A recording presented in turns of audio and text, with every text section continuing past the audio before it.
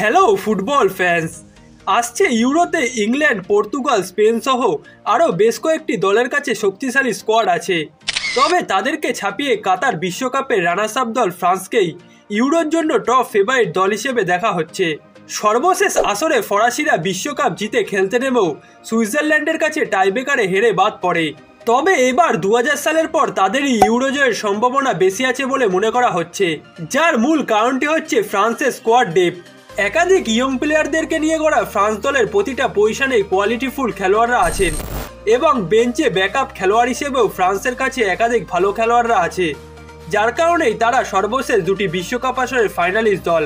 এবং আমার চোখে গেল কয়েক বছরে আন্তর্জাতিক টুর্নামেন্টগুলোতে পারফরমেন্স ও সাফল্য বিবেচনায় ফ্রান্সই ইউরোপের সেরা দল।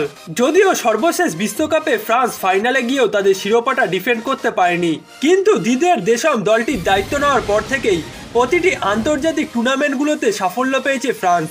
2016 ইউরোর ফাইনালে তারা পরাজিত হলেও দিদিয়ের দেশমের অধীনেই 2018 বিশ্বকাপ ও 2021 নেশনস লিগ জিতেছে ফ্রান্স।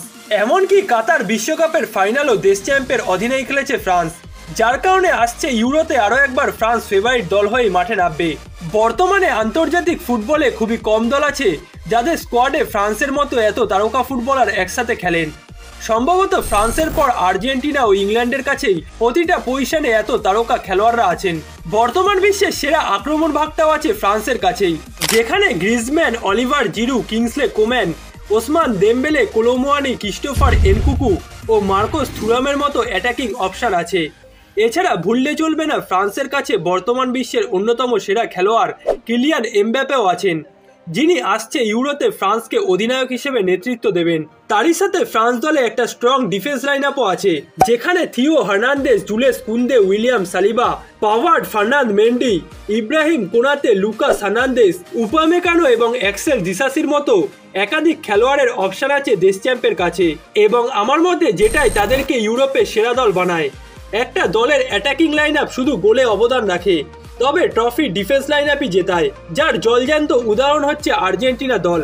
লিওনেল স্কলনি আর্জেন্টিনা দলের ডিফেন্স লাইন আপটাকে মূলত শক্ত করেছেন এবং যার কারণেই তাদের খেলা সর্বশেষ আন্তর্জাতিক 3টি আসরেই চ্যাম্পিয়ন দল তারা।